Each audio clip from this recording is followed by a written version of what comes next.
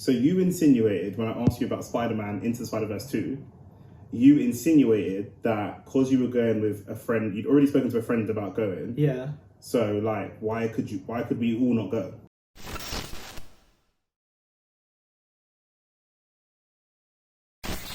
What do you mean? Like what? Like I don't know. No, we can all go. Yeah. Like okay. So first of all, this is a two-parter in my response to that question. Okay. But basically, first of all, you know when you like commit to something with someone, and then somebody else asks, it's like, well, I kind of have to do that thing with that person.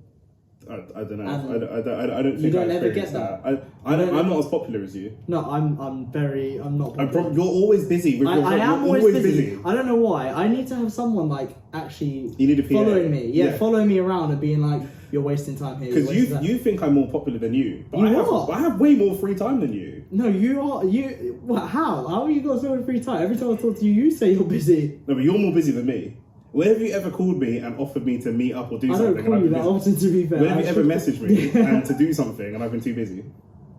I think you just free up your calendar for me. Maybe I'm just that important in your life. But that was the first thing, was just like, I offered with that person first. I feel like I've got commitment now. But does it have... Okay, so what I'm saying is that person... And like, I know what you're going to say. You're going to say, why can't that person go with you? And... No. Okay. Is that person and you, are they part of a friendship group? What? Kinda. Like, so if somebody else had messaged you from that same friendship group, we'd have all gone together. So why does that not cross-pollinate? Do you see what I'm saying? Like, if Chase messaged me to go see a movie and you messaged me to go see a movie, I'd be like, well, Chase, obviously. Yeah, exactly. But still, like, if someone, I was gonna say Eunice, you met all my friends. No, but what about like J-Rock, for example? Would you still? You still invite me? Yes. Because I've never met J-Rock. It don't matter. I'd be like, me and Dom are going, like, come through. Yeah, but to be fair, I get along well with everyone. Not that you wouldn't get along with this guy. Who do I not get along with? No. Well, you're quite outspoken. You say it how it is. Who of your friends have I met that I haven't got along with? No one. I think you've only met like one group of friends, really. I'm just saying. Yeah. No, you got on pretty well with them, to be fair. Yeah. You turned up as a different Nick that day. That was like classy. That was like classy Nick. Nick was dressed up for the occasion. You told me that we were going somewhere really classy. That's what you told me first. Then I came dressed up smart. It is kind of, but it wasn't that time. These men are all wearing Vans and trainers and crop trousers and had ankles on show. I came with like a nice jacket, like roll neck, like... What's wrong with having your ankles on show, by the way? There's nothing. I'm just saying, like, you man were dressed... You could have a suit with like some flat, like... Nah, but you lot were dressed mad casual. I had a shirt. You oversold it. I had a shirt. It was open with a t-shirt underneath. No. Was it buttoned up? No, it was buttoned up. It was a Ralphie. And he told me this pub's got bare, bro. And he told me this pub's got bare girls there. But it was. There was like 2 45-year-old women trying to flirt with me. Yeah, but it was right after COVID. So like. Everyone was just starting they still had the restrictions on the tables where you have to leave a table in between. That's true for the 60-year-olds, but the bad bitches were out during COVID. They were still out. Yeah, we're coming to visit me. We picked the wrong day, innit? Like, we need to go out prime. This is your local. It's your local, right? Yeah, but I don't actually go there that often. I'm a hermit. Like, you must understand that I stay in more than I go out. I don't think that's true. Yeah, I think. Well, actually. That's not true. Not it's like 50-50. Out. No, not out. Yeah, not out. No. Like, going out as in like to gym and shit like that. Fair enough. But like, as in like going out to like events or like a night out, I don't go out. The point is, I just thought you've been out more than me this year. We're in March. Yeah, exactly. And I don't think I've been to. I'm 30 in a few weeks. Yeah, I'm not far off. But no, I just thought it was weird that your gut reaction wasn't we can go that you wanted to keep these friendship groups separate. That's what it was. Yeah, no, it's just I just thought okay. Or I don't know how he would feel about it. I don't care. How do you think he would feel? I don't know. What's his name? Be alright with it. George. Is he a bitch? No, he's not. I'm just asking. No, he's not a bitch. But like, even if I was going with like my sisters, I'd be like, I'm going with my sisters on Friday if you want to come. Yeah, like you might be like, nah, your sisters, I don't want to come. But it's not. It's not like. It's nothing formal. Like it's just like, just go into the cinema. I'll probably get some wings. Like, I don't know. Do you know what? It's because I think I'm just conditioned because at school, like there were so many different groups that like if you spoke with a certain group of people, they didn't mix with like another group. What is this, High School Musical, bro? Man are 30 years old. Bro. Yeah, like we've got to come out of this. Like I've got friends in the hood. I've got friends in the hood. I've got friends from Ascot. My friends in the hood can meet my friends from Ascot. It's not if you lot don't get along, that's between you lot. Yeah. Do you know what I mean? Like but you don't want to like but if you're the organizer and you know that people aren't going to get along, you wouldn't invite them to the same thing. Is that not? But do you? Like that's true. If we're we're just going to the cinema where we're going to sit in silence and watch a movie. Yeah. So like, if it would I invite you and the friends that I've met, like James and them lot? Is my uncle James? Yeah. I love how you just went for like the most common I felt like it was James, Chris. Anyway, I've never done it. But would I invite them? The others who didn't make the list. Would I invite them to a party to a house party on the estate where I grew up? Probably not. Would you invite me to a house party on the estate where you grew up? I would, but more for like a psychological case study, like. Yeah. Do you know what I mean? But like, just watch how I fucking go around. But it's with them lot. It's not that I'm keeping them separate. They're more than welcome to come anywhere. I just don't think they would enjoy that. I don't think I would enjoy that. I agree. But me watching you not enjoy it would be funny. Yeah, I don't think I would make it. It would be very funny though. Do you know what I mean? But it's not a case of these men are from Marlow and Ascot. They're not going to mix with these. I don't think like that. Honestly, my first housemates are all they're very similar. I told you that they're all very, very similar. Personal trainer, English guys, all from Ipswich, and they used to come to my house parties in the hood. Yeah. They might be there for like an hour and be like, "I feel uncomfortable, I'm leaving."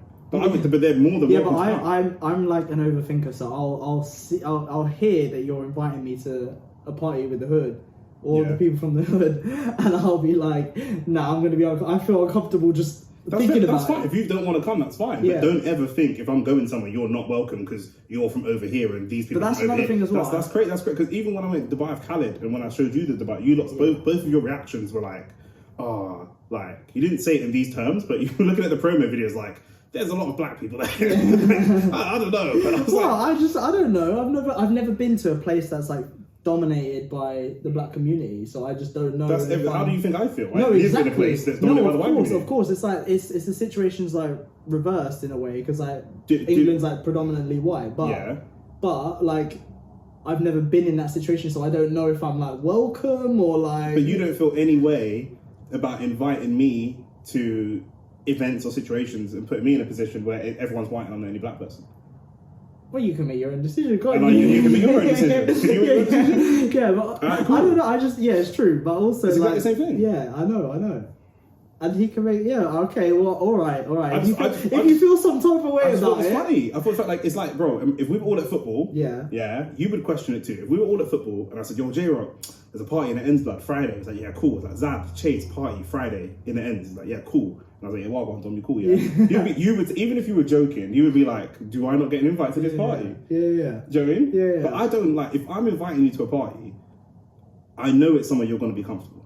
Even if it's different, even if it's outside your comfort zone, I'm not going to invite you somewhere where there's real gangbangs. Like, what's in your pockets? It's not going to be like that. If I'm inviting to a party in the hood, I know everyone there. Like, they're my friends. I'm not going to put you in some dangerous. If it's dangerous, I'm not going to be there. I value my own life. So I'll be. But you know me like that, so you already know the way I think. As soon as you're going to invite me to something, you know what my questions. I have to send this guy flyers and stuff. It's not even really the event that we're going to. You have to tell me like you're not going to take me to where you're saying you're going to take me. I'll just tell him it's a party of skinny white girls, and then we'll just get some fat batty black boys right on in, and that'll be it. We'll change your life. Strip club somewhere. Yeah, we'll change your life, bro. But anyway. Yeah. Last time we spoke on the podcast, you were telling me that you were heading out to Dubai. Yeah. You're now back. Yeah, don't just say it's crazy. Yeah. So go on, elaborate. Tell me, what was Dubai like? What did you see out there? You got to see the story. You said you didn't see Akin Fenwa. I didn't see. Yeah, how you saw Akin Fenwa out there? Well, I was with Akin Fenwa out there. I still don't understand how he was a footballer. Not as in like, he's not techie. Right? No, I'm saying but like in terms of a typical. Like, lower league football, you need big, strong target men. Like, do you remember when you used to play football on Sundays and you always used to have a couple of like fat guys, but they were really techie? Oh shit! I didn't see that on your story. Yeah. I mean, I was trying to keep up, but you post a lot on there, so. Yeah. Oh, is this like you got Dubai like what's it called? I've got the highlight. Like highlight, yeah. Yeah, you got to do the highlights, man. Yeah, there's your girl. Yeah. Yeah, there's one that you like. Oh, bro, just.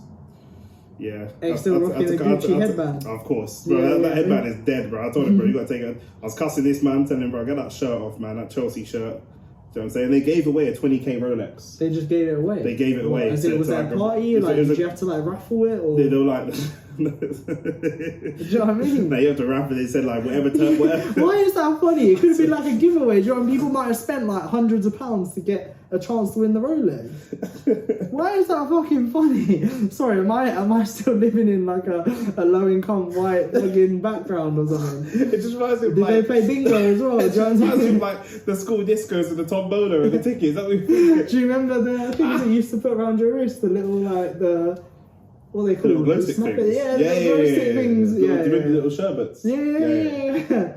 But no, it was like, they were just like, basically, they were saying whatever table is the most lit, whatever table turns up the most, whatever table goes the craziest, we're going to give that table a Rolex. And then we'll just let the fucking table fight it out for the Rolex. I think that they gave it to one person, but it's all bullshit. It's a way to sell bottles. When they say the correct, like, because we were with some girls on the table, me and X. They probably made way more money off the bottles they sold. That's the whole point. So what they were, the girls that we were with on the table, they were like, oh, I'm going to do something mad, like I'm going to jump in the pool or something. And I was saying to them, like, that's not what they mean. They mean spend money. Just the fact that you did something crazy is not going to get you this right. They don't care. They're gonna be like, it's cool, cute that she thought that, but if there's like 10 tables and all of them spend 10k on bottles to try and outdo each other, that's 100k, and the Rolex only worth 20k. So they're making clean 80k profit off that. But, do you know what I'm saying? So it makes sense from business. But yeah, and then the last day we did the desert safari. Oh yeah, that looks sick. That was I got stuck, bro. So what? Yeah. No, go on, tell me about that story. What do you mean you got stuck? As in the engine cut out? No, the dunes. First of all, I was going about 55, 60 kilometers an hour with no helmet, right? So, and the dunes, like, do they not care about safety out there or nothing? Like, it's the ends, innit? It is what it is. Like, so the have you been in the desert before? I have. I can't remember. You know how high it gets? Yeah. So I've gone up too high, and the quad is just starting to slide sideways. So there's nothing I can do. I just had to get off and stop it, and then try to like fight it, but I didn't have the right footwear. So then I'm sinking, the quad's sinking. I nearly died. And the guys had to come and help me. Yeah, I'm pretty sure I did. But it was hard. Like, you can see, like, my boys were laughing at me, like, oh, you're not serious. But even X said that he's done quad biking in mad different terrain, in the mud, in the rain, here and there, blah, blah, blah. He's done it bare times. He said there's nothing as fun, but also as difficult as doing it in the sand. Yeah. Because Speaker of the Devil just messaged me. But look how high I am. Like, but it doesn't look. From this perspective, it does not look high. That is high as like when I was looking down, these men were way down. I was like, that's why I stopped, because I was like, if I drop if this bike drops on me, it's gonna crush me because it is so high. Do you know what it reminds me of? Like, have you ever been to a water park where there's the slides that go straight down, and you look down and you see everyone down there, and you're like, nah, I don't want to go down. 100%. Yeah, that's what that reminds me of. Now I said to him, I said to X, I had the same argument with X that I had with Khaled. Because we said before we go out there, we're gonna I need to chill. I want to chill. I ain't been on holiday for 4 years. Let's chill. I'm gonna pattern a couple. I'm gonna pattern a couple parties. This is X guy. He just says yeah to everything. He's like yeah. So we went out every single night. I said let's do a couple parties and then let's just chill. Let's go for dinner. Let's do this. Let's do that, bro. We went out every single night. I don't know how you did that. There was one night where I think you went home and came back out again, didn't you? Because I saw on your stories that X was like, my boy's here, like Nick was gonna stay in the thing, you pussy hole, like. That first night I was so that was the night. I think that was the night we landed. Landed at like 8 p.m. We got to the hotel. We got an apartment. We got to the apartment about 8:45, 9. We've been traveling for like. I left my house at 5 in the morning to get to the airport. So I've been traveling for like a very long time. And he's like, no, let's go. So my boy DJ, his ex-boy DJ Simo, he's a wavy DJ. Also, he's all over the world. He's in Germany at the moment, I think, after Ramadan, like mad different events and that. But yeah, he was like, yeah, I've got a couple clubs for us to go to, and I mean, we didn't know which one to go to. We're not going to both. It was just mad, absolutely mad. And then X had us out the night before we left. This is 8 hours before the flight. Yeah, you're just there. We were there. I swear, every time I see like clips from Dubai, they always got like a bottle with on fire or something on fire. Well, that's everywhere. Yeah. That's like London though. London's the same. I don't watch a lot of things from London. No, that's just clubbing. If you go to any like you bring kind of prestigious, they bring out the girls and the bottles and sparklers. That's the thing. But then, like, yeah, we end up on the table. To be fair, though, go on. You're teetotal in it. I don't think I could do this, like, just complete sober. Yeah, that's what everyone is saying to me. But like, I think it also helps you as well in the sense that like you actually like when you're tired, you can go when you do go to bed, you can actually get some decent sleep. Yeah. Whereas like because this was like Tough Mudder to me. Yeah. Honestly, I'm not gonna lie. Have you done Tough Mudder before? Nah, I need to. You should actually. It was actually well fun. Yeah. There's a not to steal your thunder. I know this is your little Dubai segment, but there was I'd done Tough Mudder before, and it was like a 10-mile one. So running it is also fucking. We ran the whole way basically, and then you're doing course, so it's hard. But one of the little like trials was literally like they basically closed off a little space, and they had like on the side a massive fan just shooting, like they put like Vicks in it or something and just shot the Vicks, like it was just gassing out this little enclosed space, and it was cool. I can't remember what it was called. There's something about like tears or something, but as you went through it, you just felt like so claustrophobic, couldn't breathe. Like it was awful. Like yeah, like you know how like Vicks clears your airways, but like if you have too much of it, it's disorientating. You feel dizzy. You can't like you don't know where you are. Like honestly, I was just trying to grab like the foot in front to know where the fuck I needed to go. That's mad. And when you come out of it, you do feel like opened up. Like you feel like I could breathe as clear as I've ever breathed in my life. But yeah. That was. That's mad. You should do it though. It's I'm on doing it. Any of them physical kind of challenges, I'm on it. Even when I'm not fit, I'll still try. Do you know what I was most worried about? There's an ice, like they fill a skip with like ice, and you have to slide into it, so it's complete like. Where's the fitness challenges where they fill a skip with like warm water? Yeah, and a couple gals. Do you know what though? They're the challenges I need. That was the one. I honestly I didn't sleep very well the night before because I was so anxious about the ice bucket challenge, basically.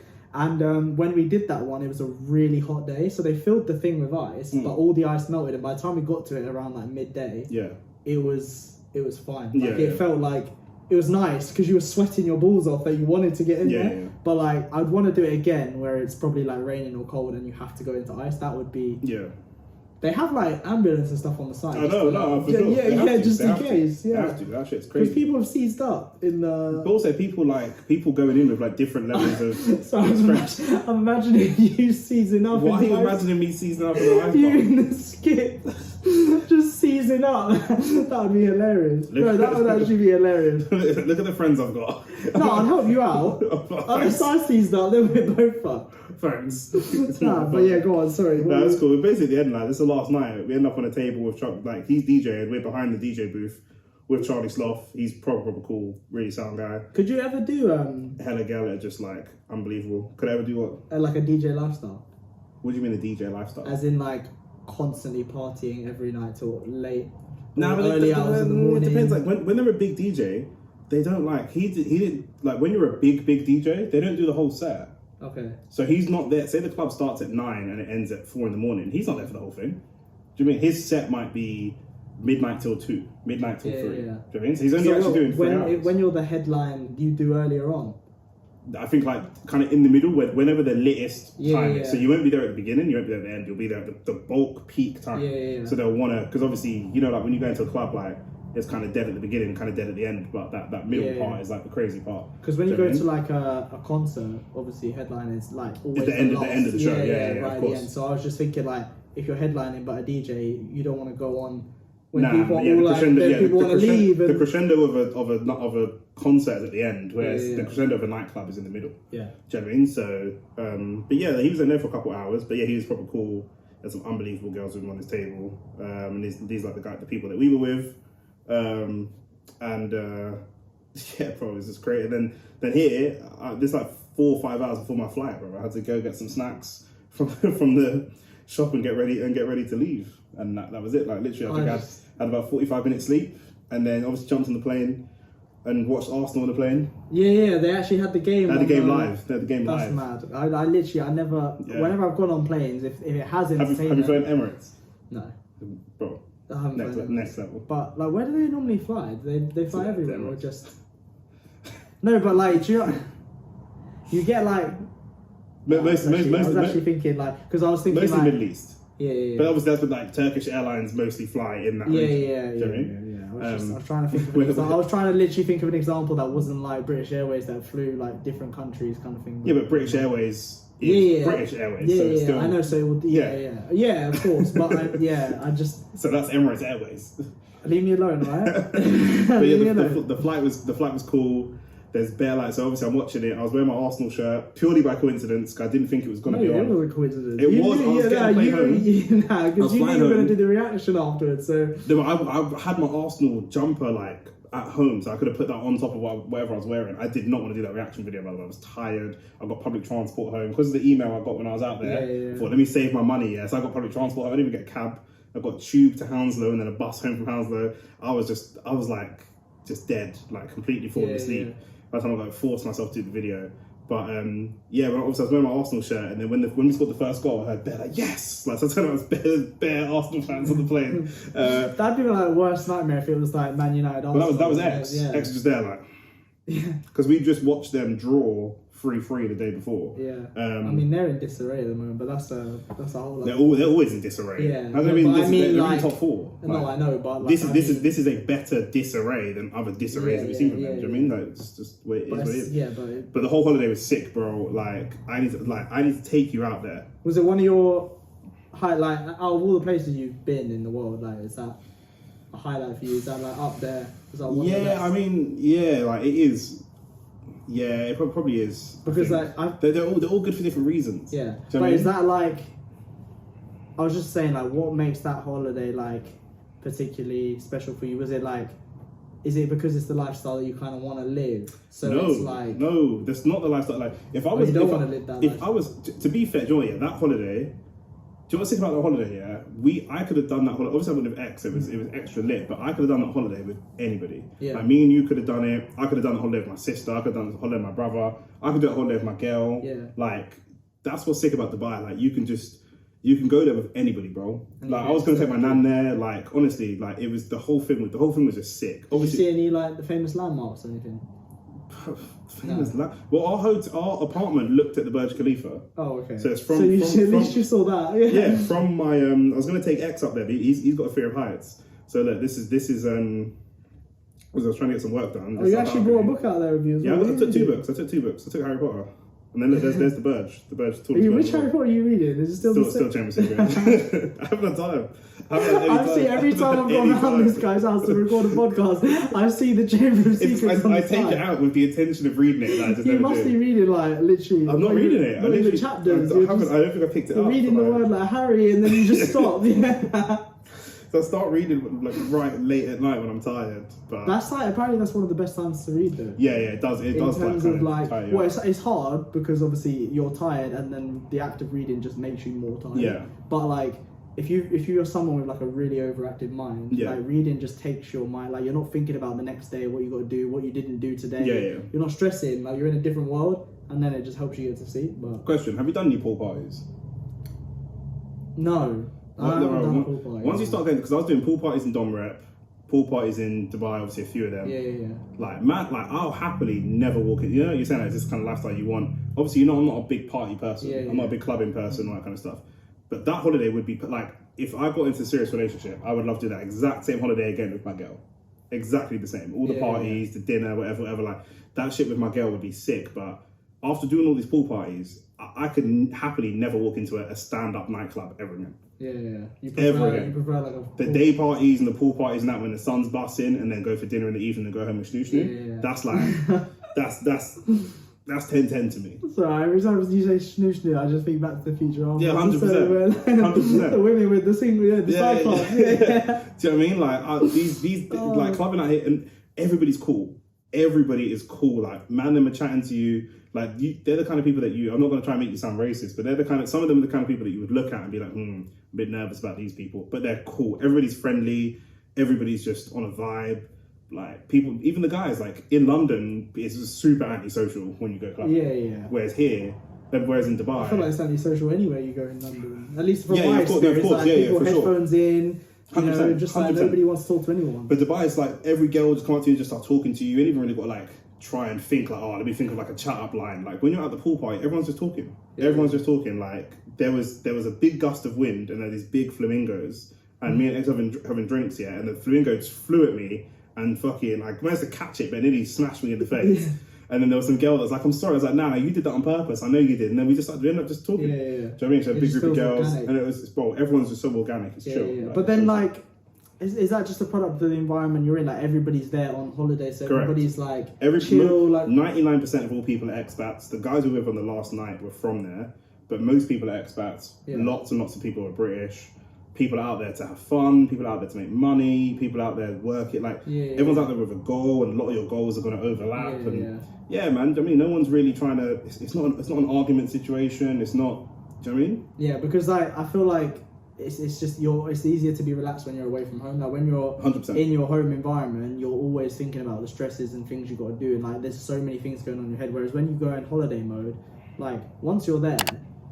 Bro, next time I go, I'm gonna get a car though, bro. If you come out with me, we'll get. Me and X said this before. Like we'll get a range or something for the week, and then we'll just pull up because we're getting cabs everywhere. Like everywhere, and it's just jarring. Uber out there, or is they have Uber. Okay. So it's so different when I went because I went like 4 or 5 years ago. Yeah. So they used to have Uber Eats, Deliveroo, Uber, everything like here, but now there's one app called Kareem, and it does everything. So you open Kareem, and it's literally got cabs, food, laundry service, is it like expensive? everything. It's what expensive? Like the cabs out there, bro. Like we went the first night we went out with Simo. Yeah, we spent like £4 on a cab to get to the. Okay, I was gonna say because like when it also depends where you stay. So like we were in the downtown district. The downtown district has a lot of all the parties that you see us do that are like penthouse parties or like really tall building because all the buildings are tall. Yeah. So you got like clubbing in what is our version of like the Shard. You're clubbing in the Shard basically. So all of those are downtown. Yeah.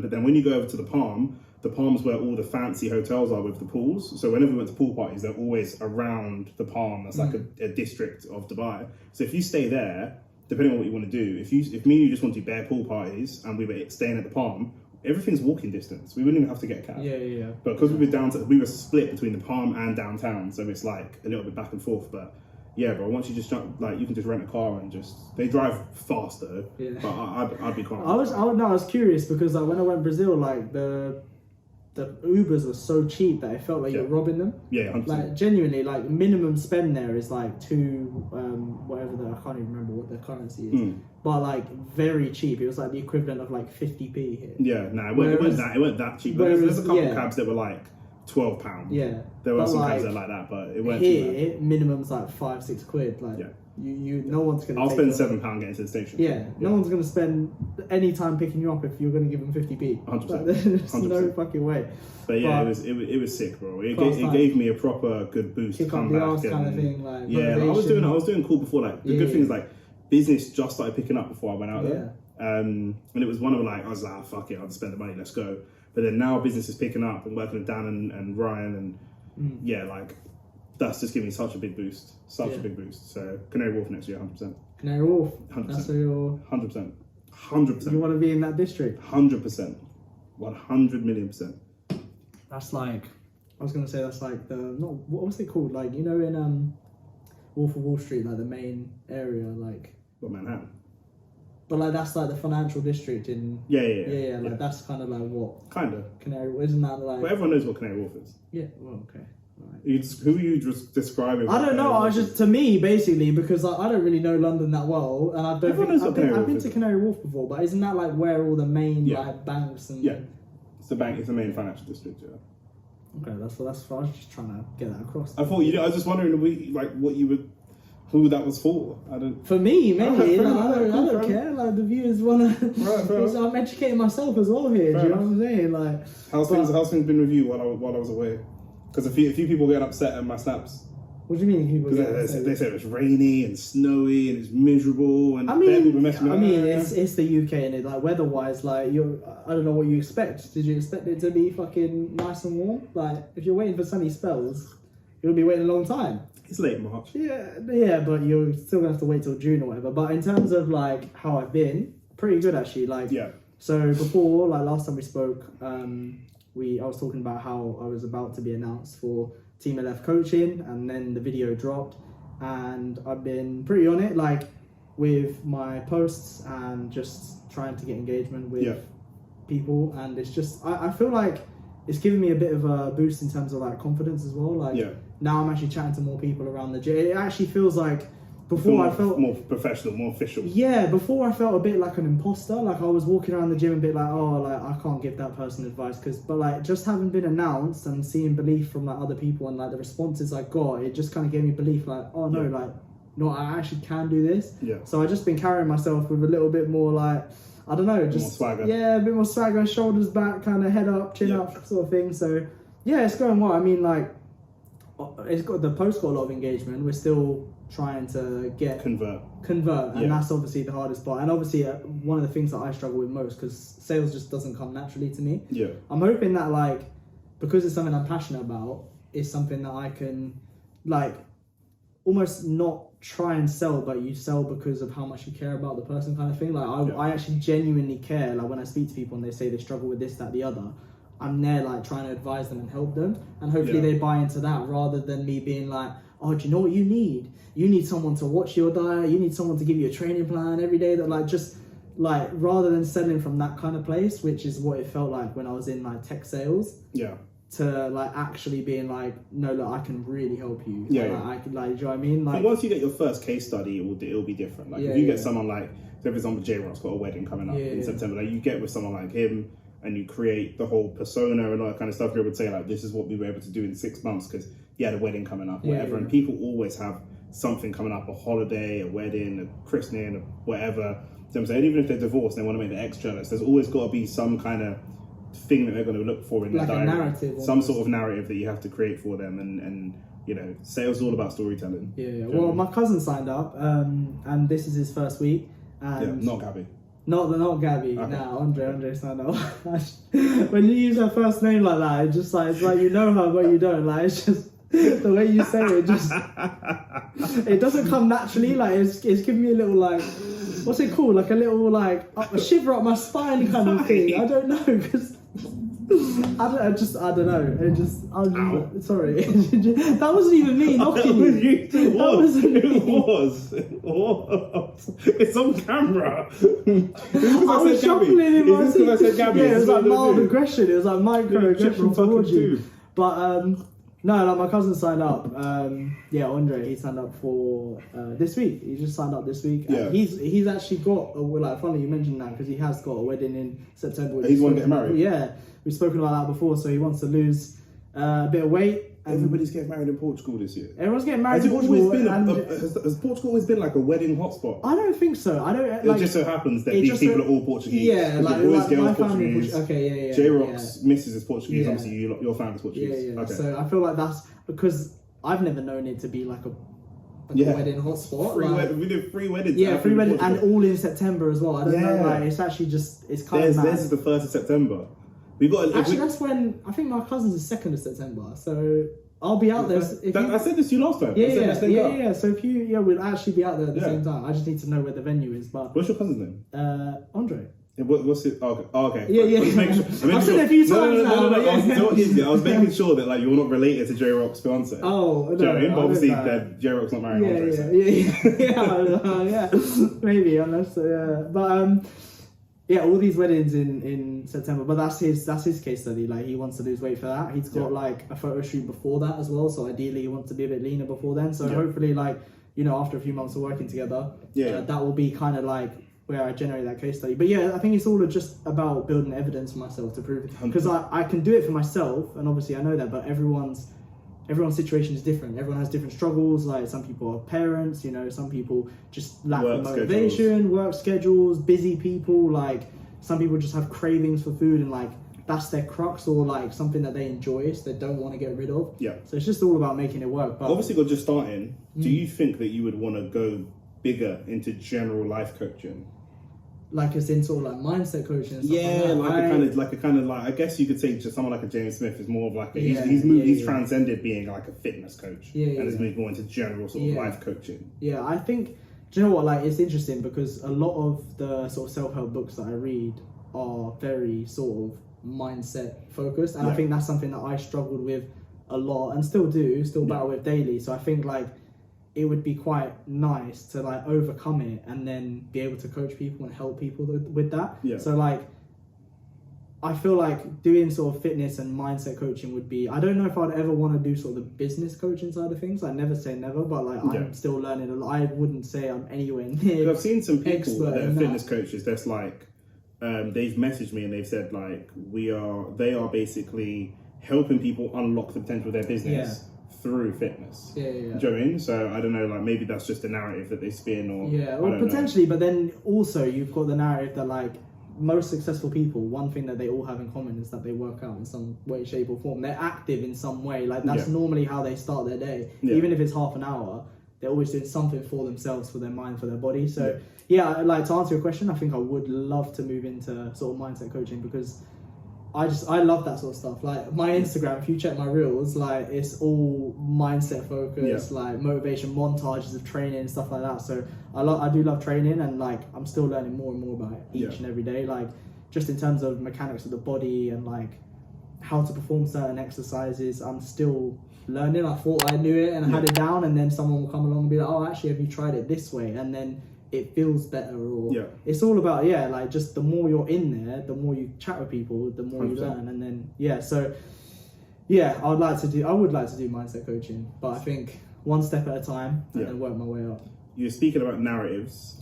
Speaking of narratives, HSTikkyTokky. Yeah, HSTikkyTokky. I remember, like, what is he famous for? Because I actually, before you brought him up to me, I had seen a clip of him. He was on the Sheehan Reynolds dating show, so I saw him there. And then you mentioned him to me. A couple people mentioned his name, so I've seen it here and there, but I don't really know specifically what he does, what he's known for. Yeah. So I think, from what I understand, because I'm not like his biggest fan or anything like that, but like, I think he got big from he actually, when he was at uni, he was selling fitness programs. Okay. That's how he built his own brand. I think he calls it HED. And I think it's because his name's Harrison Samuels or something, and he's got such a big straight name, or something like that. It's Harrison something, and then his business partner's Ed. So together, obviously, they came up with Head. Like, and also he's kind of changed his content more towards just picking up women, and people want to see that. Anyway, like he started off getting big from selling fitness programs. He was in decent shape. Started selling fitness programs, and that's how he started making his money initially. And then I think he was just quite popular with women and started recording him chatting up women, and then started getting a bit more like explicit. And it's funny as well because like you get these guys like him that, I don't know, you might say this is like me as well, but the more that they're just like disregard women and like whatever, bruv, I don't care, the more women are like attracted to them. Yeah, but I just think that's, you know what I mean?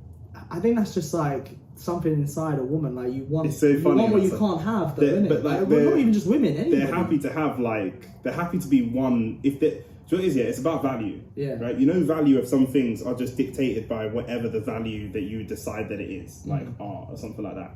So some of these women are happy to be one of a group if they're with HSTikkyTokky or a rapper or someone of some note. They're happy to be one of 10 girls rather than be one of one with an average guy. Yeah, but because, which I find really interesting. Because they like want what he's got, a lot of wealth and status, and they see how well he's doing, and he's traveling the world a lot now. And like he made out like that was all like he made out like he was broke, and like that was kind of. Well, as soon as you sent me the video, I said what I said. Yeah, well, you were telling me that you were like, this is going to come out as if like this is fake. I said it straight away. 100% this is fake. 100%. Yeah. That this is definitely for like, I don't know. Promo. I don't want to call it clout because it's already well known, but promo, content, like some sort of rollout of a product. Big boost, it's for something. Do you know what I mean? It's a big boost because it gets all eyes on you. It's like it's something controversial, and I think he made the point on his like follow-up video when he announced it was fake. That like it's funny.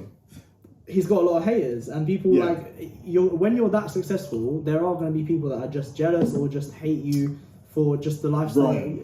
You don't think so? People are going to hate you and be jealous of you regardless, even when you're not successful. Because you said when you're even if you're broken at home and nothing's going on for your life, people will hate on you anyway. There's always going to be people that hate on you for whatever reason. For whatever reason, like you can't control that. Bro, I had friends when I was younger that would get 100 girls.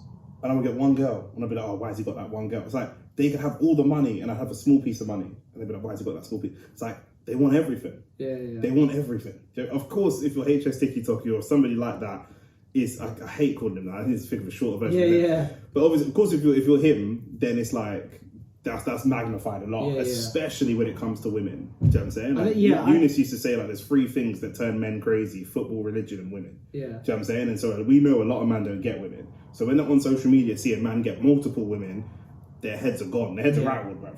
You know what I mean? Okay, like to your point, like you're always gonna have people. I think it's just magnified when 100%. When it's someone who's in social media like that with as many followers and who is as outspoken as he is. You're going to see his haters in the comments, whereas like, you know, if people hate on me, they might do it privately with their friends and I would never know about it. Like, do you know what I mean? But speaking of that, there was a video on TikTok of these Instagram of these 2 guys. This is so sorry, you know what? There should have been a whole fucking topic. Well, no, this is a whole. They were talking about, it was similar related. They were talking about, and this is kind of like social media, mental health stuff combined. Okay. The 2 guys working in Foot Locker in America, and they were saying there's 2 types of Air Forces. If you get these ones, you're broke. If you get these ones, you're lit. Like blah blah blah. Do you know what I'm saying? Don't be out there looking like a bum, looking like a scrub, whatever. You know how Americans talk. So I posted a comment like, bro, why would I listen to these man and what they and like? Who cares? Like, wear what you want to wear. Bum these man. Like, who cares? Do you know what I mean? Cool, like you man work in the shop. I got peas to shop in the shop. So why would, do you know what I mean? Bro, the comments, were hilarious. Like I got like 400 replies. People were going mental, just slagging me off about bare different stuff. Huh? What did you say? That was the comment. Oh, that was the comment. Okay. I thought you were just saying that was sorry. Okay. I meant that was the comment I wrote. Okay, right? I thought you were like that's just how you felt. So all of these people started commenting and stuff, right? And it made me laugh because they were basically saying, why are you judging these people for the life that they live? Leave them alone, let them live, blah, blah, blah, blah.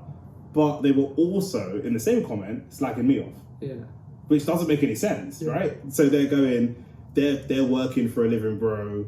You shouldn't judge other people. And then they were saying, but you look fucking broke anyway. You know, you fucking entrepreneur people. You think you know everything and all this kind of stuff, And I was cracking up because I was posting laughing emojis to all of them because, you know, I don't care. So I was just laughing, right? I was like, this is sheer hypocrisy because you're saying leave them alone. No one should be slagged off, but slagging me off on the same thing. It didn't make any sense. And then, you know, I've got a picture of me and X where he's like hugging me. Then they were like, oh, you look gay with that. You like that man hugging you, baby, and all this kind of stuff. I was like, but also like, why? That's not an insult in 2023 that you should. But also like, bro. I was like, so a couple of people I replied to them like, bro, you've come on my profile and you've scrolled. Some of them were replying to me like about like skinny jeans I was wearing in Dom Rep in 2018. So bro, you've gone 5 years back in my Instagram. I don't even know who you are. I don't know how people have the time to do this. It's so funny. Yeah, I know, but how do people have the time to do this? Like, if I see a comment that triggers me, my initial thought is not, let me go on his profile, let me start looking for things to start slagging this guy off. Don't make any sense. I'll just scroll past it. It'll be like, alright, I just don't agree with that. A load of them had like a proper, like, honestly, there must have been at least 50 of these comments that were like entrepreneur. They kept bringing up there on my bio, it says entrepreneur. Like, to be fair, you're not supposed to call yourself an entrepreneur. That is a bit of a dickish thing to do. But I have founded and owned and built fairly successful businesses, so I am technically an entrepreneur, but it's fine. But like, it seemed like there was something it seemed like something that they took really personally. Like, but also, I don't think it's a bad idea to call yourself entrepreneur. It's not. It's normally something that people bestow on you, right? It's like people that call themselves handsome or good looking. Like, even if you are, someone should tell you that you are, rather than you say it to yourself. I do find it really cringe. When people do stuff like that. But also, I was reading Atomic Habits recently. Okay, cool. And if they say to do it, then I'll do it. No, but like, so it was just interesting because there's a section of it where like he's talking, like he's basically got a dartboard of like 3 sort of circles, and like the inner circle was identity, the outer circle, the second circle, was process, and then the third was outcome. And most people do their goals or set their goals based on like outcome, and then they look at like, how can I get to that like the process, and then I become that person. Whereas he was saying you should flip it, and you should actually become the identity first. Like, who is it that you want? Embody it. Who is it that you want to be? Because the example he gave was talking about a smoker that's trying to quit. And he said, he gave like 2 responses of people, like what they would say. So if I offered you a cigarette and you're a smoker and you turn around and you're like, oh, sorry, I'm trying to quit, I don't smoke. Your identity is, I'm still a smoker, but I'm trying to quit. Whereas if somebody else says, oh, I'm not a smoker, I won't have that. they're already a new person who doesn't smoke anymore. Their process is not having the cigarette. Outcome, not smoker. And like, for sure, I say this all the time. Like, I had this in my old sales team. I used to build and manage successful sales teams in the city for various different things, mainly recruitment. And one of my interview techniques is to ask people. You know, a lot of people don't want to say they're doing sales. Right? When you move to sales, you actually a bit different. But like J-Rock moved to like, he was in a technical role and moved to business development and didn't want to say he did sales. It was like a shameful thing. And so I have what I call like the barbecue test, and I always have it in my interviews of going to ask somebody. When you're at a barbecue, you meet somebody you don't know, and they say, "What do you do for a living? What do you say?" And if they give me any euphemism for what they do, it's not like a red flag, you're out, but it's a mark in the cons column. If you are really, really good and you're killing it and you're making over multiple six figures doing sales, you will proudly say, "I sell cars, I do recruitment, I sell software." Do you know what I mean? If you have any kind of shame about that, that's a bit of a red flag. Do you know what I mean? You shouldn't be going, "Oh, well, I help build blah, blah, blah, blah, blah," and come up with a really complicated, convoluted way to say that. You should embody that identity and say, "I do sales and I'm fucking good at it, and that's what I do." Yeah, and that was kind of the point that I was making. I know you put entrepreneur in your bio, and like you were saying, you know, it's a bit cringe if you're like, you need to be called that by someone else. But at the same time, I was nominated on the long list to be Entrepreneur of the Year last year. That's fine. I'm just saying, technically, I have been called that. But like, it is an important mindset shift because, like, even on my profile, I had aspiring personal trainer and coach, and then as soon as I was announced, I changed that, and like I said, I feel different now. Like, I feel like I don't feel like the fraudster that I felt like I was before. Like, I feel like no, I am that. Like that's who I am. For sure. So it's just an interesting point. The social media stuff with HSTikkyTokky, to circle it back around, I just think it's really interesting that people obviously project. People follow you if they like you, but people also follow you if they don't like you. Yeah. Do you know what I mean? Whether they actively follow you or look you up once a week or whatever the case. Even on my Dubai story, I showed you, I told you there's a couple girls from my school, girls and guys, but mostly girls from my school that I haven't spoken to. I left school when I was 16. I'm nearly 30. I don't speak to anybody from school. There's nobody in my friendship group now. The only person I know from school age is Eunice, and he didn't go to my school. He went to a different school in the borough, but I don't speak to anybody from school. And there's like people that I've not heard from or spoken to for like 12, 13, 14, 15 years that are watching my Instagram story. Some of them liking it, some of them not, watching all my stories just because I'm in Dubai and I'm doing stuff that looks kind of lit, like they're watching my story now. And I just thought, that's so weird. Yeah. That's so interesting. I didn't think it was weird, I just thought it was a bit sad. Like it is kind of sad that like that's their like entertainment in a way, like seeing how people that they used to interact with a long time ago are doing now in life. Because I've posted so much on my sort, bro, for all the time I've been on DR Sports. First of all, I've been to Dubai twice before. It's not even my first time going to Dubai, so I've done this previously. But obviously, I don't know if it's because we're coming up to 30, people are having like existential crises, they're not where they want to be. Do you know what I mean? Because maybe when we were 24, 25, people's lives were ahead of them. Now we're coming up to 30, it's like, oh, I wonder what this guy, but it just, I don't know if somebody shared it in a group that I'm not in, but it was really interesting that 6, 7, 8, 9 people from the same school just randomly looked me up. I thought that was weird. Yeah, well, it's unlikely that, I don't know if they'd like look you up. It's just weird. How would your profile? But that's what I'm trying to. How would your profile come? Unless somebody has said, "Have you seen what Nick's doing?" or whatever. But all I've done is go on holiday. Like it's not a unique phenomenon to me. Millions of people go on holiday. It's not that deep. But the other thing, it wasn't even that expensive. It looks fancy, but it wasn't even that expensive. Well, that's the other thing that I wanted to talk about with this HSTikkyTokky thing was like you can just you can change the narrative. Like you can choose what people see. So like 100%. Him saying, "Oh yeah, like it was all." You know, I've been borrowing my friend's Rolex, or renting a car, like, it's not my actual car. Like, he's just shifted, like, we all thought he was living this rich lifestyle. Yeah. Then he's now shifted that just by a few stories. That's all it took to change everything. And then it comes out that, no, actually, he is, you know, doing well. But, like, it's just how powerful it is that you're following these people and they can just say a few things and suddenly your mindset changes. Because what is actually happening? Because these people on social media set the scale, right? For like what is being broke, what is being successful, what is being beautiful, what is any of these metrics. Social media sets that metric.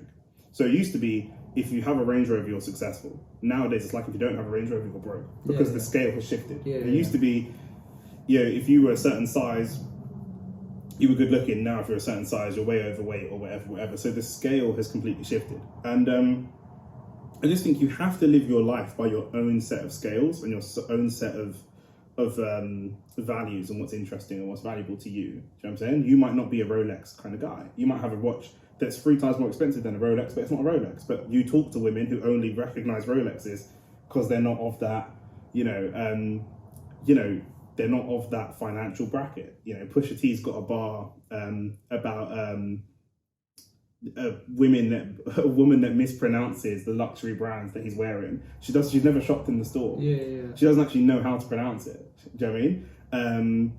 But yeah, and it just makes you realize that you have to live by your own set of morals. You have to choose the level you win at. 100%. Like, you can't, like, somebody else's metric of... If I tell someone I don't like a Range Rover, they think I'm lying. I don't like them. I might prefer the Volvo XC90. The Volvo XC90 is more expensive than the Range Rover in some models.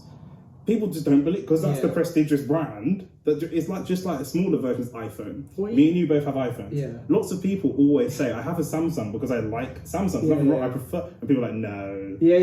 I like Samsung. I don't understand why, like they're both pretty expensive phones. They're very similar for price. some reason there's a negative connotation around having an Android phone. It's like, oh, you must be broke because you don't have an iPhone. Didn't some girl say that it's one of her icks? Yeah, on Tinder it was actually an ick.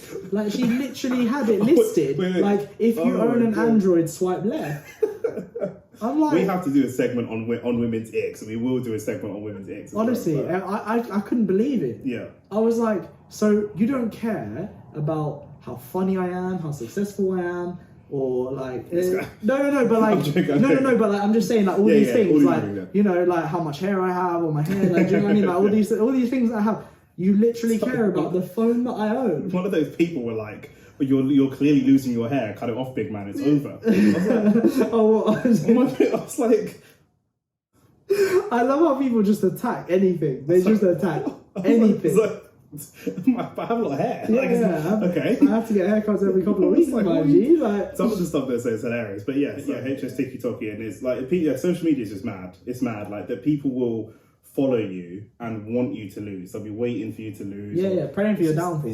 But you don't know these people. Like, it's just peering in through like a whole kind of thing, waiting for you to like just fall, and then that gives them joy. I don't feel like I feel that way about anyone. No, either do I. I don't feel like. There's no one I'm sat there being like, you know what? I just hope this guy fucking fails at life. Do you know what I mean? Yeah, like there's people I don't like. I feel like it's wasted energy. I'm not a big fan of like Chris Eubank Jr.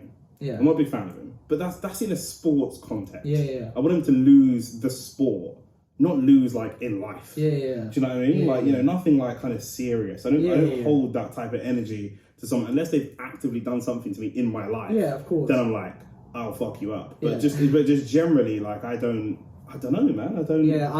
I to be honest, I just think it's like wasted bandwidth. Like, I have so many things going on in my own life. For me to be like, well, actually, let me just quickly check this person's CV and hopefully they fucked up today or whatever. I think they're not going to post it probably. Unless they're like, in the eye of the media, like they're literally, very like a footballer or someone famous, like a singer or whatever. Like, unless they're that ilk, like, they're probably not going to post it on their story. You might not see them post for a while. That might mean that they're in a rough time, but it's just an assumption. Right? I think as well, like, different people, you create your identity and your value system, right, in your own life, right? And some things are really, really important to people. Let's say, and they may be failing at that thing. Let's say there's somebody that's really struggling to get below 12% body fat. And then they see a guy who's on 5% body fat, and they'll be like, well, he's clearly on trend. He's clearly on this, he's clearly on that. Do you know what I mean? Like, they have to rationalize things to themselves. And most of these people, Andrew Tate, HS, I'm not going to say his full name, but all these other people, I think a lot of guys, especially younger guys, want women. They want female attention, and they can't get female attention. Generally, guys get female attention when they have something or they've done something. They have to be something. And these guys get female attention for whatever reason. And people sit at home and go, he's a scumbag, he's this, he's that. He doesn't deserve that female attention. I deserve that female attention. There's even like a thing that Beth talked about before, and it's on a couple YouTube channels that women kind of, where they cover more like women's issues, but like this thing of like the nice guy, and how I don't know if you've heard of this before, and the nice guy isn't actually a nice guy. He is deeply misogynistic, and he actually thinks in his mind, why are you with these trash guys on the table? I'm nicer than them. And it's something that's a common thought process that they get in people who commit the R word, because they think, I'm nice, and that guy's trash. Why are you with the trash? You should be with them. I mean, I'm now entitled to you. I think it's easy to look for excuses, right? Yeah. So like that, like the nice guy thing has been thrown around so much that there's the saying, you know, the nice guys always finish last or that. Yeah. So it's like, if you're not getting the thing that you want, i.e. like getting women, then you're suddenly like, well, I'm in that category. I'm in that nice guy and I'm too nice. But then if you actually like break down and you're like brutally honest with yourself, it's like, well, hang on a sec, you do your job, fair enough, and then you come home and you're chilling with fucking a pack of, I don't know, crisps, watching Netflix all night, and you feel like you deserve like the abs. Women that you'll see, abs or like whatever, like you haven't put in the work, you haven't done you know, building yourself up, building your confidence, going out there, putting yourself out there, like you haven't done any of those things, so why do you feel entitled to have as many women as someone else who has done that? And the harsh reality of life is that you could do all of the right things and still not get the result. That is just a reality that, you know, all of the things that people tell you to do are guidelines. They're not set rules. It's not a case of if you do 1,000 press-ups, you will have big triceps. That's not how, none of it is a tried and tested, proven model. It's the best possible model that we have, but we don't know anything for certain. Do you know what I mean? You look at Rashford, he's played so well this season. He's worked so hard all his life. He's worked so hard. I was wondering how you were going to like pivot into this. And still, he's just got just the same amount of goals as the underperforming Gabby Martinelli this season. Has he got the same amount of goals? He does. Really? He does. That's interesting. What, as in all competitions? Premier League. Oh, okay. I was going to say. Yeah. Because basically Nick brought up this question on a. No, someone else brought up this question. I think Nick brought this question up to me. Don Robbie asked. Someone asked Don Robbie about his player of the season, something like that, and Flex was like, "Oh, it's got to be Rashford," and he was like, "But Saka's been better than him this season." But I think that's just that is. I was about to say red technical asked this by both clubs, but anyway, it's kind of like the bias from each club. Like my response to Nick when he asked me the question was, "You could probably pick either." It's not biased from. It's not biased from Arsenal fan. I'm not even taking the piss. But like, hang on. Let me land. Right? But like, I said to Nick, like, it could literally be, you could name either of those players, and I couldn't really argue with you either way. Like, one of the comments you mentioned was how Rashford wasn't playing well at the beginning of the season, but like, none of our team were. Like, and I know I've used that excuse quite a lot, but we got beaten. I think it was 3-1 by Palace or something, or we got beaten on the opening day of the season. And then lost 4-0 to Brentford. Like, we were awful. And, like, new manager, I know we had some, like, 4 new players. Some of them hadn't been embedded in. In fact, we had 3 players at that point because Casemiro and Anthony were purchases after the 4-0 loss. So 3 new players, still bedding into the team, bedding into a new identity with this manager playing a very different style of football. Fitness probably wasn't all there.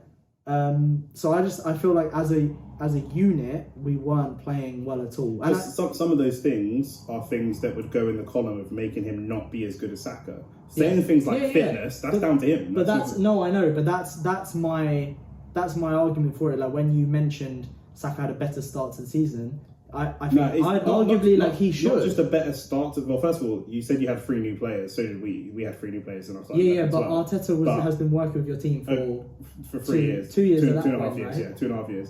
But because he came in January. But the thing is as well, like we're just talking about individual performance. We're not talking about the extenuating circumstances that go behind the individual performance. But so you've got to take them into consideration, though. I think. You don't though, because then if that's the case, then Rashford will be player of the season next season. If he's the player that you think that he is, when everything's smooth sailing, and he's embedded in the team, and he's used to the manager. Next season, he should blow Saka out of the water.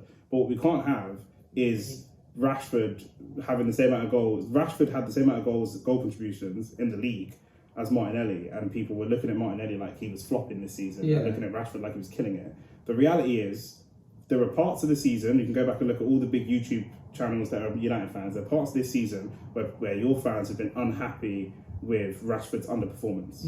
There are no parts of the season where we have ever been unhappy with Bukayo Saka's performance. So he has been consistently performing for the entire season so far. Rashford was suboptimal up until about a month before the World Cup, and then he started hitting his stride. Do you know what I mean? So on that basis, he can't be a better performer than Saka if Saka's performed at 8s across the entire season. And Rashford's performed at 3s and then 9s for a period of time. Rashford has had like ups and downs, and like last year I was his biggest critic. I wanted to sell him in the summer because I was very annoyed with his performances. He was underperforming. He would show up occasionally.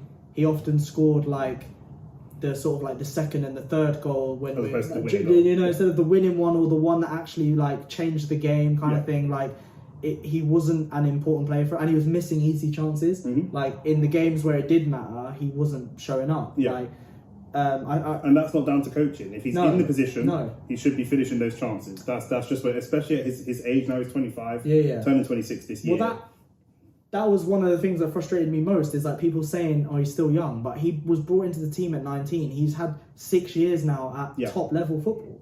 Yes, it's been unstable. We've had awful managers. We've had different ways of playing. He's played left wing, right wing. He's played fucking centre forward. Like he has been shifted around. Like the conditions aren't ideal, but yeah, like you said, he's had up and down. If the season ended now, right now, on international break, season's finished, who would be? Do you think Rashford deserves to be player of the season? I don't think he deserves to be player of the season. I believe Saka deserves to be player of the season. Yeah, I said earlier on in the season I would give Bukayo Saka young player of the year anyway. Oh no, I think he should win player of the year. Yeah, I know you're saying that, but or he should win both. Yeah, but I do think he should win player of the year for some, either player or young player of the year. I think he should win one of those.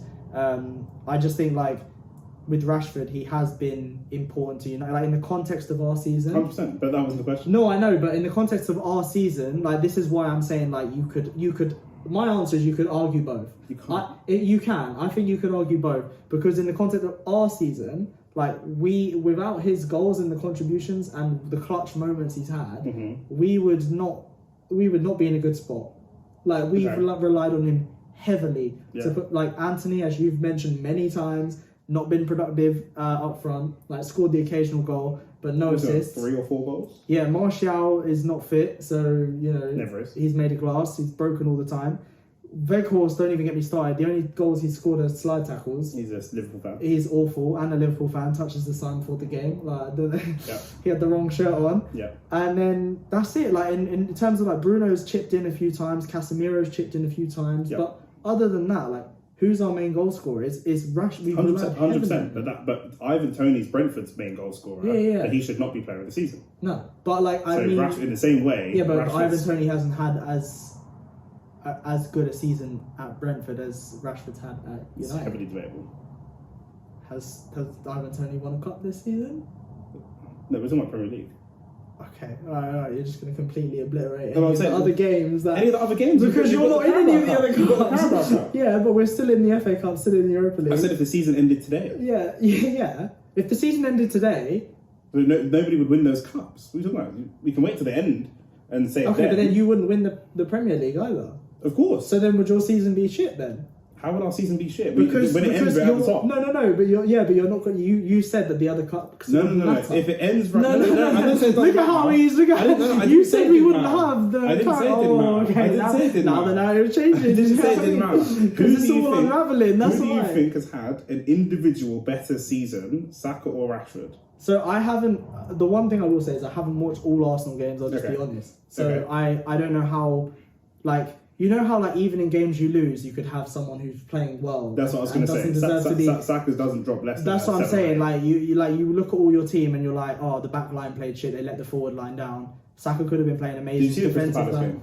No, I didn't watch that. I don't want to watch. You got a goal and 2 assists. I'm going to show you the highlights after. You got a goal and 2 assists. But like from when I've seen him play, he's always played well. Like Saka's one of those guys that I've wanted to like because Arsenal hyped him up so much. I want him to drop off. So I'm watching the game. HSTikkyTokky. Yeah. No, literally. Like to be fair, I was saying earlier, this is now me being hypocritical. Like in terms of seeing someone downfall. I don't want to see. Again, it's in the sports context. Yeah. I don't want to see him lose at life. I just want to see him fail a bit and Arteta hook him off at like 45 minutes. Do you know what I mean?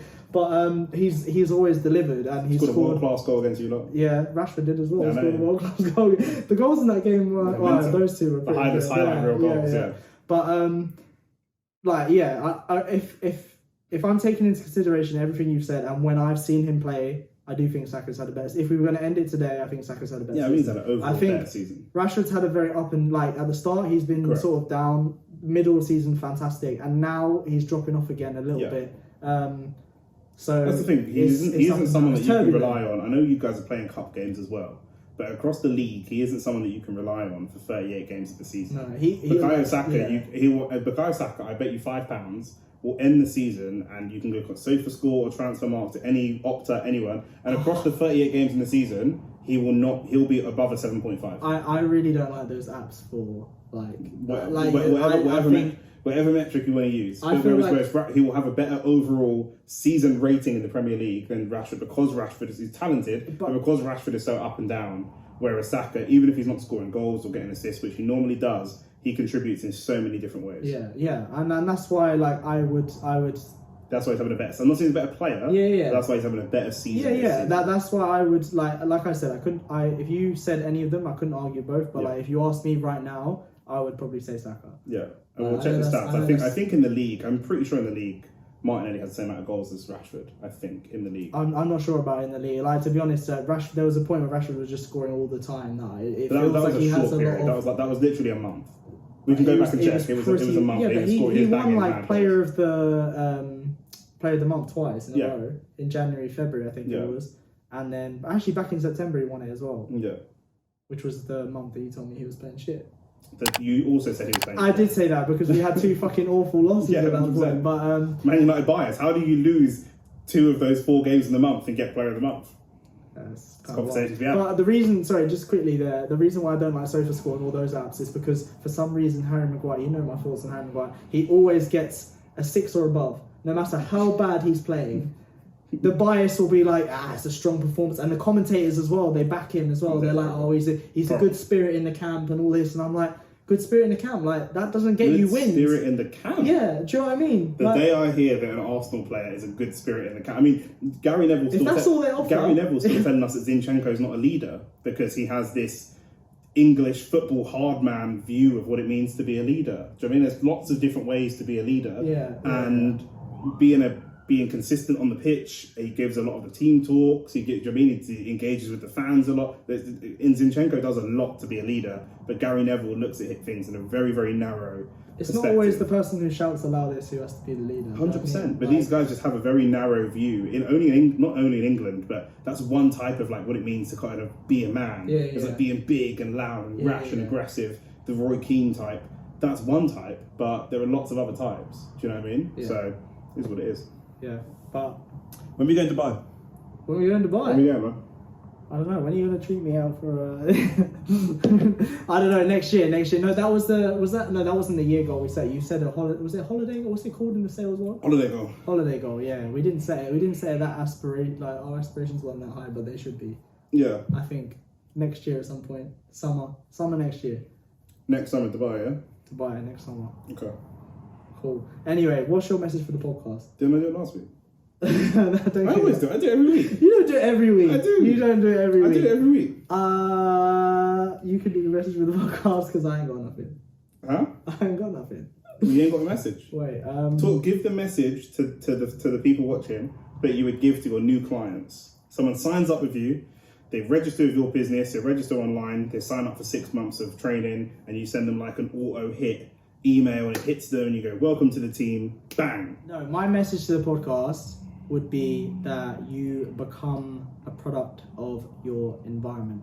If you have any bad habits and you still stay in the same environment, then it's going to be so much harder to change and become the person that you want to be, because your brain is just associative. It will literally, you go to that place and suddenly you go out with your mates and drink every Friday. Every time you put yourself in an environment where your mates are there and you're drinking all the time, that is what you tend towards. You live in the subconscious at that point. You're just doing what you've always done. So, if you want to make any changes in your life and you want to improve, change your environment. Start hanging around with people that are, successful or ambitious or smart or things that you want to gain, skills that you want to get. Start hanging around those environments, those people, and you will start to see change. Like, it's impossible not to. If you start changing your circle, not saying that you can't have friends that do those things, but like, if there's something that you want to change in your life seriously and it's important to you, then you need to look at things that you're currently doing that are not serving that person that you want to become. It's like a social diet, right? Yeah. I don't know if that's a coined phrase or not, but it's like you can coin it now. It's like a social diet. Like, if you eat KFC every day, you're gonna look like you eat KFC every day. If you have KFC once a month, every so often, a little treat here and there, it's not the end of the world. Do you know what I'm saying? So that's what it is, exactly with the same people. You've got people that go out and drink, get fucked up every day. That's the environment you're going to be in. But if you go, put your head down, work, give yourself 6 months, and then at the end of the 6 months, do you know what I mean? Like, this Dubai trip, I've been saving for this trip for fuck knows how long. So we're not necessarily saving for this trip, but it's 4 years of hard work that's got me to this trip. So now, mad girls are looking at my Instagram and girls in the past and whatnot. But that's 4 years worth of hard work. Do you know what I mean? So it's a social diet. Treat your social circle just like you treat your diet. And that's it. Peace. Peace.